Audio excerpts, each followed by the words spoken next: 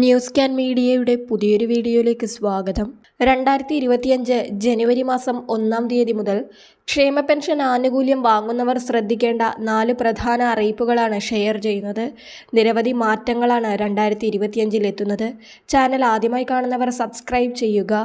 നമ്മുടെ സംസ്ഥാനത്ത് 1600 രൂപ വീതമാണ് ക്ഷേമ പെൻഷനായി വിതരണം ചെയ്യുന്നത്. 2024 മാർച്ച് മാസം മുതൽ അതാത് മാസങ്ങളിലെ ക്ഷേമ പെൻഷൻ സർക്കാർ തടസ്സമില്ലാതെ വിതരണം ചെയ്തു വരികയാണ്. ഡിസംബർ മാസത്തിലെ പെൻഷനും സർക്കാർ ഇപ്പോൾ വിതരണം ചെയ്തിരിക്കുകയാണ്.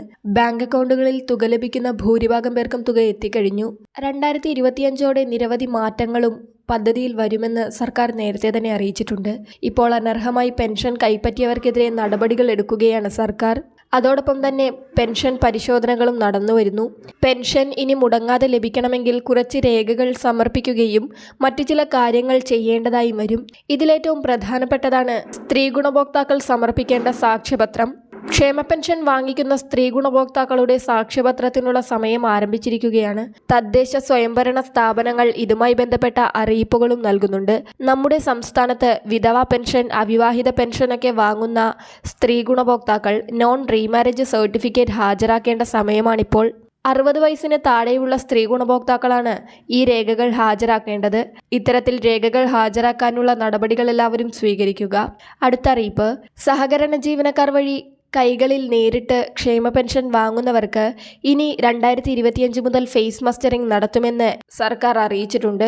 എല്ലാ മാസവും ഇത് നടത്തുമെന്നാണ് സർക്കാർ അറിയിച്ചിരിക്കുന്നത്. അനർഹമായി ക്ഷേമ പെൻഷൻ വാങ്ങുന്നതുമായി ബന്ധപ്പെട്ട വാർത്തകൾ പുറത്തു വന്നതിന്റെ പശ്ചാത്തലത്തിലാണ് ഇത്തരമൊരു തീരുമാനം സർക്കാർ എടുത്തത്. ഇതുമായി ബന്ധപ്പെട്ട തീയതിയൊന്നും സർക്കാർ ഇതുവരെ പ്രഖ്യാപിച്ചിട്ടില്ല. യഥാർത്ഥ ഗുണഭോക്താവ് തന്നെയാണ് ഈ ആനുകൂല്യം വാങ്ങുന്നത് എന്ന് ഉറപ്പാക്കുന്നതിന് വേണ്ടിയാണ് ഈ പുതിയ നടപടി.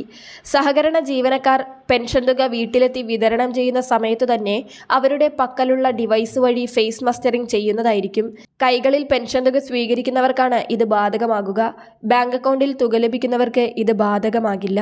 അടുത്ത അറിയിപ്പ്, ക്ഷേമ പെൻഷൻ ആനുകൂല്യം വാങ്ങുന്നവരെല്ലാം വാർഷിക വരുമാന സർട്ടിഫിക്കറ്റ് സമർപ്പിക്കണം. 1 ലക്ഷമോ അതിനു മുകളിലോ വാർഷിക വരുമാനമുള്ളവർ പെൻഷൻ പദ്ധതിയിൽ നിന്ന് പുറത്താകുന്നതായിരിക്കും. സർക്കാർ ആവശ്യപ്പെടുന്ന സമയത്താണ് ഈ രേഖകൾ ഹാജരാക്കേണ്ടത്. 2025 പുതിയ വാർഷിക വരുമാന സർട്ടിഫിക്കറ്റ് സർക്കാർ സ്വീകരിച്ചു തുടങ്ങുന്നതായിരിക്കും. അപേക്ഷയുടെ തീയതികൾ ഇതുവരെ പ്രഖ്യാപിച്ചിട്ടില്ല. ഇതുമായി ബന്ധപ്പെട്ട തീയതികൾ വന്നാൽ ചാനലിലൂടെ നിങ്ങളെ അറിയിക്കുന്നതായിരിക്കും.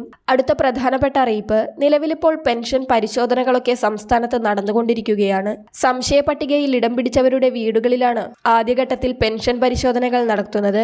അതായത് വലിയ വീടുള്ളവർ, വീട്ടിൽ ഏതെങ്കിലും മുറിയിൽ AC ഉള്ളവർ, 4 ചക്ര വാഹനമുള്ളവർ, ആദായ നികുതി അടക്കുന്നവർ, കേന്ദ്ര സംസ്ഥാന സർക്കാരുകളുടെ ജോലിയുള്ളവർ, ഇവർക്കൊന്നും ക്ഷേമ പെൻഷൻ ലഭിക്കുവാൻ അർഹതയില്ല.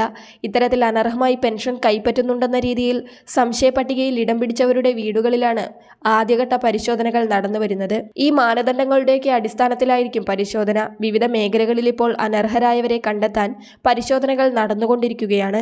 2025 കർശന പരിശോധനകൾ ഉണ്ടാകുമെന്നാണ് സർക്കാർ അറിയിച്ചിരിക്കുന്നത്.